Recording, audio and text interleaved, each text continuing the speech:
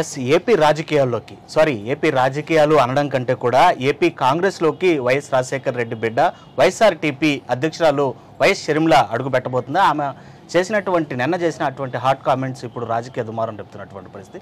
ఏదైతే ఇవాళ ఢిల్లీ వెళ్ళి తన నిర్ణయాన్ని ప్రకటిస్తాను, అక్కడ ఉండేటువంటి ఢిల్లీ పెద్దలతో మాట్లాడి అని ఆమె చేసినటువంటి వ్యాఖ్యలు హాట్ టాపిక్గా మారినటువంటి నేపథ్యంలోనే ఇటు కాంగ్రెస్ సీనియర్ నేత మాజీ కేంద్ర మంత్రి చింతామోహన్ గారు మనతో మాట్లాడడానికి సిద్ధంగా ఉన్నారు. సార్ నమస్తే. నమస్తే సార్, ఏంటి వైఎస్ షర్మిల కాంగ్రెస్లోకి, ఏపీ కాంగ్రెస్లోకి అంటే ఆల్రెడీ తెలంగాణలో కాంగ్రెస్కి సపోర్ట్ చేస్తూ మద్దతు ప్రకటించినటువంటి పరిస్థితి. నిన్న ఆమె చేసినటువంటి వ్యాఖ్యలు ఇప్పుడు హాట్ టాపిక్గా మారింది. తాను మద్దతు ఇవ్వడం వల్లే తెలంగాణలో 31 సీట్లు సాధించగలిగింది కాంగ్రెస్ పార్టీ అనేసి అని తిరిగి ఇప్పుడు ఏపీలో కూడా రావడానికి సంసిద్ధత ప్రకటిస్తున్నాను, ఢిల్లీకి వెళ్తున్నాను, ఇవాళ ఢిల్లీకి కూడా పయనమైనట్టుంది. ఏంటి పరిస్థితి, మీకున్న సమాచారం ఏంటి?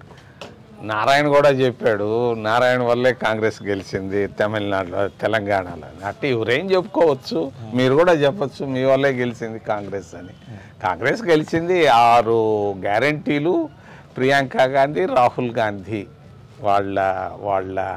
వాళ్ళ క్యాంపెయిను, రేవంత్ రెడ్డి కష్టం, మిగిలిన పార్టీ క్యాడరు కష్టపడ్డారు, వచ్చింది.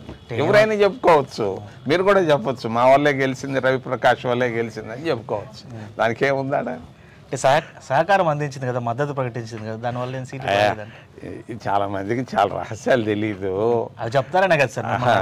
చాలా మంది చాలా రహస్యాలు తెలీదు. మధ్యప్రదేశ్లో ఎందుకు ఓడిపోయినాం మేము, రాజస్థాన్లో ఎందుకు ఓడిపోయినాం మేము, ఛత్తీస్గఢ్లో ఎందుకు ఓడిపోయినాం? అందరికంటే ఓట్లు మాకే ఎక్కువ వచ్చినాయి, 9 లక్షల ఓట్లు. కానీ కొన్ని కారణాలు, నేను మొన్న దాని గురించి కూడా మాట్లాడాను. రాజీవ్ గాంధీ విధానం, స్వర్గీయ రాజీవ్ గాంధీ గారి విధానం కరెక్టు అని నేను చెప్పాను. ఇప్పుడు పోతున్నటువంటి విధానంలో నుంచి స్వర్గీయ రాజీవ్ గాంధీ విధానంలోకి రండి అని మా పార్టీకి నేను చెప్పాను. విన్నారు అందరూ, తెలియదు చాలా మందికి. సో ఇప్పుడు ఏపీలో కూడా ప్రచారం రావడానికి సిద్ధమైంది, ఢిల్లీ పెద్దలను కలుస్తానని చెప్పి కూడా ప్రకటన జారీ చేసినటువంటి పరిస్థితి. మీరేమన్నా మాట్లాడడం జరిగిందా ఢిల్లీ పెద్దలతో? షర్మిల రాకపోతే వాళ్ళు మమ్మల్ని పిలిచారు, మాట్లాడారు, అందరూ ఒప్పుకున్నారు.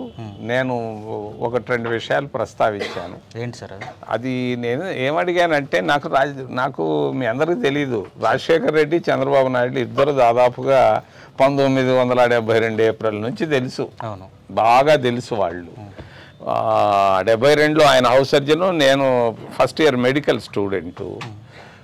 ఇద్దరం కలిసి పళ్ళు తోముకునేవాళ్ళం, కిటికీల్లోని చూసుకుంటూ అందరం కలిసి ఒక స్నానాల గదికి పోయేవాళ్ళం. మరి చంద్రబాబు నాయుడు కూడా తెలుసు. మరి వాళ్ళందరూ, ఆయన అంటే రాజశేఖర రెడ్డి అంటే నాకు ఇష్టమే, పర్సనల్గా ఇష్టం. కానీ కొన్ని విషయాల్లో నేను వ్యతిరేకించాను. 2004లో పార్టీని తన్నుకొని వెళ్తున్నాడు అని ముందు చెప్పాను మా పార్టీకి. మా వాళ్ళు పర్వాలేదులే అన్నారు. మొత్తాన్ని కొడుకు తనుకొని పోయిన తర్వాత బాధపడ్డాం. మేమందరం 10 సంవత్సరాలు వీధుల్లో నడిచాం, అందరి చేత ఉమ్మేయించుకున్నాం, పార్టీ పోయిందని. ఈరోజు పార్టీ వస్తూ ఉంది. ఎందుకనంటే ప్రజల్లో మార్పు కనిపిస్తూ ఉంది. అంటే మీరు అనేది ఏంటి, ఇప్పుడు మళ్ళీ వైఎస్ రాజశేఖర రెడ్డి బిడ్డకిస్తే మళ్ళీ తనుకుపోతుంది పార్టీ అయినా? నేను ప్రస్తావించాను ఇంటర్నల్ మా మీటింగ్. నమ్మకం ఏంటి, అన్న చేసింది చెల్లెలు చేయదని నమ్మకం ఏంటని నేను అడిగాను. ఇప్పుడు కూడా అడుగుతాను, నాకేమి ఇబ్బంది ఉంది. రాజశేఖర రెడ్డిని ముఖాన్ని మాట్లాడాను, నువ్వు తప్పు చేస్తున్నావని 2004లో హిమాచల్ ప్రదేశ్ గెస్ట్ హౌస్లో అందరి సమక్షంలో. అనుమానాలు వస్తాయి పొలిటికల్ పార్టీలో, అడగడం అది నా రైట్. అది దానికి వాళ్ళేం సమాధానం? వాళ్ళు మేము గ్యారంటీ ఇస్తాంలే అని చెప్పారు. ఓకే, సో ఫిక్స్ అయిందా షర్మిల రాక్ అనేది? అది పేపర్లో నేను కూడా చదివాను పొద్దున్నే. ఇవాళ ఢిల్లీకి వెళ్తుంది అన్నప్పుడు, ఢిల్లీ పెద్దల నుంచి మీకు డిస్కషన్ జరిగినప్పుడు కన్ఫర్మ్ చేసిన తర్వాత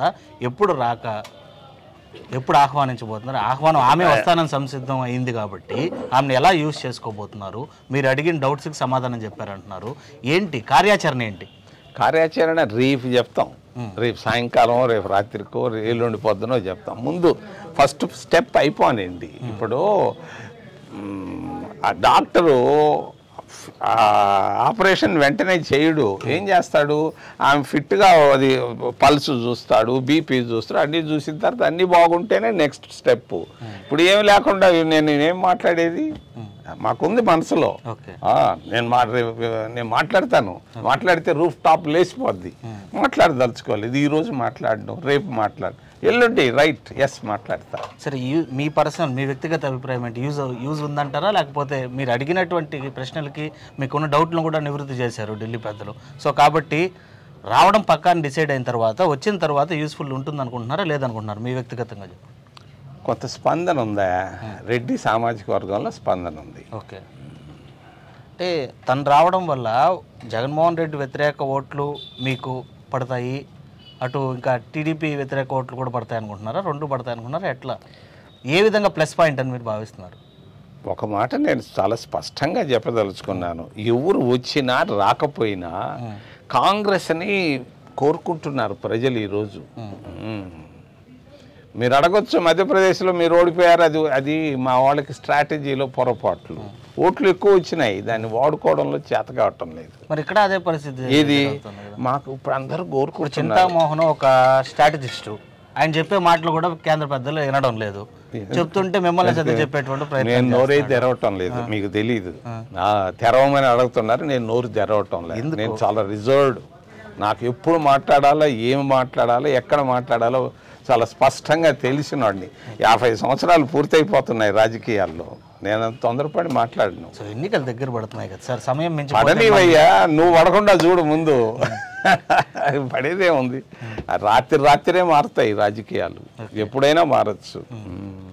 సరే, షర్మిల విషయం పక్కన పెడితే మిగతా పెద్దలు, అంటే కాంగ్రెస్ను వదిలిపెట్టి వెళ్ళినటువంటి వాళ్ళు కావచ్చు, లేదు ప్రస్తుతం ఎమ్మెల్యేలుగా అటు అధికార పార్టీలో ఇష్టం లేకో, లేకపోతే సీట్లు రాకో ఉన్నవాళ్ళు, అసంతృప్తి పరులు, వాళ్ళు ఏమన్నా మీ వైపు చూసేటువంటి పరిస్థితులు ఉన్నాయి? ఎవరన్నా కాంటాక్ట్లోకి వచ్చారా? ఒక్క మాట చెప్తాను, మాకు క్యారెక్టర్ ఉన్నోళ్ళు కావాలా పార్టీలోకి, మా సిద్ధాంతాలు నమ్మిన వాళ్ళు కావాలా. చాలామంది వస్తాను, నిన్న కూడా వచ్చి చాలామంది వచ్చి కలిశారు, మేము వాళ్ళందరినీ కోరుకోవటం లేదు. క్యారెక్టర్ కావాలి, పొలిటికల్గా మంచి క్యారెక్టర్ ఉన్నోళ్ళు కాంగ్రెస్ పార్టీకి ఈరోజు అవసరం. మా సిద్ధాంతాలు సంపూర్ణంగా నమ్మినోళ్ళు కూడా అవసరం. ఎవరంటే వాళ్ళు వస్తానంటే తీసుకోం, దానికి కూడా మేము ఆలోచించి తీసుకుంటాం. ఈరోజు చాలా బాగుంది వాతావరణం. ఇప్పుడు ఎంతమంది కాంటాక్ట్ అయ్యారు సార్? దాదాపు 33 మంది మాకు టచ్లో ఉన్నారయ్యా. ఓకే, అందరూ మాజీ ఎమ్మెల్యేలు, ఎంపీలు, కొంతమంది ఎంపీలు, కొంతమంది మాజీ మంత్రులు, కొంతమంది మాజీ ఎమ్మెల్యేలు ఉన్నారు. ఏమన్నా కొంతమంది పేర్లు చెప్పే పరిస్థితి ఏమన్నా? చెప్పకూడదు, నేను చెప్పకూడదు. సరే సార్, ఇప్పుడు అధికార పార్టీ వైసీపీకి కూడా తెలుగుదేశంలో నుంచి కూడా వచ్చిందని రెడీగా ఉన్నారు మాతోటే. మీరైతే ఒక పక్కనే ఆలోచిస్తున్నారు, పక్క జిల్లాలు వాళ్ళు కూడా మమ్మల్ని అడుగుతున్నారు. సో ఇటు అధికార పార్టీకి కావచ్చు, ప్రతిపక్షానికి కావచ్చు, సినీ గ్లామర్ తోడవుతుంది వచ్చే ఎన్నికల్లో. ఇప్పటికే ప్రచారంలో ఉన్నారు వాళ్ళు, కొంతమంది పోటీల్లో ఉండేటువంటి పరిస్థితి. కాంగ్రెస్ పార్టీకి సినీ గ్లామర్ అవసరం లేదా, లేకపోతే వచ్చే వాళ్ళు ఉన్నారా? విజయశాంతి అక్కడ ఉంది, ఆమె వస్తానంటే మేము తీసుకొస్తాం. మాకు కూడా సినీ వాణిశ్రీ ఉంది, రెగ్యులర్గా మాట్లాడుతూ ఉంటుంది, అది ఆమె కూడా సినీ గ్లామరే, ఆమె వస్తానంటే తీసుకుంటాము. గ్లామర్ వచ్చేస్తుంది, ఎందుకనంటే తరుణం, వాతావరణం రావాలా. సో ఎట్లుంది సార్ ఏపీలో ప్రస్తుతం కాంగ్రెస్ పరిస్థితి? చాలా బాగుందా. ఓకే, మాకు లేనిదల్లా క్యాడరు. ఓకే, క్యాడర్ అంటే లీడర్ వస్తే క్యాడర్ వస్తారు, లీడర్లు కావాలా. ఇప్పుడు చిత్తూరు జిల్లాలో మేము ఒక ఆయన ముఖ్యమంత్రి చేసాం, ఆయన ఎట్టపోయాడో తెలీదు. మేమేం తయారు చేసాం మంచి నాయకుల్ని, ఎట్టపోయారు వాళ్ళు, తలా ఒక దిక్కు వెళ్ళిపోయినారు. మాకు కావాల్సింది లీడర్లు వస్తే క్యాడర్ వచ్చేస్తుంది. వాతావరణం చాలా అద్భుతంగా ఉంది ఆంధ్రప్రదేశ్ రాష్ట్రంలో, నేను ఊహించనంత.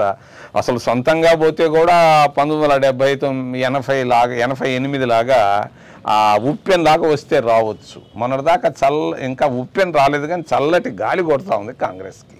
సో 24 ఎన్నికల్లో చింతామోహన్ పాత్ర ఏంటి, ఎక్కడి నుంచి పోటీలో ఉండబోతున్నారు, రాజకీయ పరంగా పార్టీలో ఏ పాత్ర పోషించబోతున్నారు? రాజకీయాల్లో ఢిల్లీలో విమానం ఎక్కేటప్పుడు ఒకటి ఉంటుంది, దిగి గాంధీ భవన్కో ఇందిరా భవన్కో పోయేటప్పుడు ఇంకోటి ఉంటుంది. దీన్ని మాత్రం ఎప్పుడు ఎవరు లెక్క కట్టలేరు, లెక్క కట్టకూడదు కూడా. ఈరోజు అన్నది రేపు ఉండదు రాజకీయాల్లో. కాబట్టి ఊహల కంటే నిజాలకు వద్దాం. ఇప్పుడు ఏ పాత్ర ఇస్తే దాన్ని పోషించడానికి నేను పాత్ర లేదు, గ్లాసు లేదా, నేను నా పని నేను చేసుకుంటా పోతుంటా. సరే, పోటీ సార్ ఇవన్నీ చిన్న విషయాలు, చాలా స్వల్పమైన విషయాలు. నేను ఊరిని ఎక్కడ పెట్టాలో చూస్తున్నాను. నీకు తెలుసో లేదు, నా పోటీ దేవుడికి ఏముంది. నేను 30, 40, 50 సంవత్సరాల రాజకీయాలు అన్నీ చూసేసాను. 5 ప్రధానమంత్రులతో చేతుల్లో చేసుకొని తిరిగాను. ఏముందాడ ఎంపీలో ఏమీ లేదు. నాకు కావాల్సింది కాంగ్రెస్ పార్టీ అధికారంలోకి కేంద్రంలోనూ రాష్ట్రంలో రావాలన్నది నా ఆలోచన. వస్తుందని నమ్మకం ఉంది. సో తెలంగాణలో 6 గ్యారెంటీలు, కర్ణాటకలో 5 గ్యారెంటీలు, ఆంధ్రప్రదేశ్లో ఎన్ని గ్యారెంటీలతో ముందుకు వెళ్ళిపోతున్నారు? అవి ఇంకొక 2-3 గ్యారెంటీలు కూడా యాడ్ చేస్తాం. అంగన్వాడీలకు కూడా మేము అది ఇచ్చేదానికి తయారవుతాం. వాళ్ళు ఆందోళన చేస్తున్నారు. సర్వశిక్ష అభియాన్లో పనిచేస్తున్న వాళ్ళు కూడా ఉరితాళ్ళు వేసుకోవడం చూసాం. అటువంటి వాటికి కూడా మేము పరిస్థితులు బడ్జెట్ను బట్టి సహాయం చేసేదాన్ని మేము తయారవుతాం. సో అధికార పార్టీ వై నాట్ 175 ఉంటుంది. ఇటు ప్రతిపక్షం అయితే మిత్రపక్షంతో చేరి మేమే వస్తున్నాం అంటున్నారు. సో కాంగ్రెస్ ఏం చెప్పబోతుంది, ఏ లైన్ చెప్పబోతుంది? అది ఇంకా టైం ఉందా? చాలా టైం ఉంది. ఓకే, ఇంకా ఎలక్షన్ డిక్లేర్ కాలేదు. ఓకే. సో అధికారంలోకి అయితే వచ్చేది పక్కా నేను చెప్పను. అవకాశాలు బాగా ఉన్నాయి, చాలా బాగున్నాయి. చల్లటి గాలి కొడుతూ ఉంది. ఈరోజు పొద్దున్నే పెద్ద హరిజన వాడకపోతే చల్లగా అందరూ హాయిగా ఉన్నారు. 7 గంటలకు వెళ్ళాను, 8 గంటలకి జ్యోతి టాకీస్ దగ్గర పోతే అందరూ హాయిగా అందరూ ఆహ్వానిస్తున్నారు. బాగుంది, చాలా బాగుంది. Right sir, thank you. అది ఏపీ కాంగ్రెస్లోకి షర్మిల రాకపై తనకున్నటువంటి అనుమానాలను ఢిల్లీ పెద్దలతో అడిగి నివృత్తి చేసుకోవడం కూడా జరిగింది. అయితే వాళ్ళ ఇష్టానుసారమే వైఎస్ షర్మిల రాక కన్ఫామ్ అయింది. తనకున్నటువంటి క్రేజ్ను కూడా ఉపయోగించుకొని రెడ్లను తమ వైపుకి మలుచుకోవడానికి అది సహాయపడుతుందని చెప్పి కూడా తాను భావిస్తానంటూనే, అయితే డౌట్లు అడగడంలో తప్పేంటి లేదు అని చెప్తూనే ఫ్యూచర్ రాజకీయాలపైన తనకున్నటువంటి అవగాహనతో కాంగ్రెస్ బలోపేతానికి కృషి చేస్తానని చెప్తున్నారు చింతామోహన్. వీడియో జర్నలిస్ట్ మనకడతో Lokesh reporting for RTV Tirupati. మరిన్ని వీడియోస్ కోసం ఛానల్ ని సబ్స్క్రైబ్ చేయండి. లేటెస్ట్ అప్డేట్స్ కోసం వాట్సాప్ ఛానల్ ని ఫాలో చేయండి. అండ్ లింక్ డిస్క్రిప్షన్ లో ఉంది.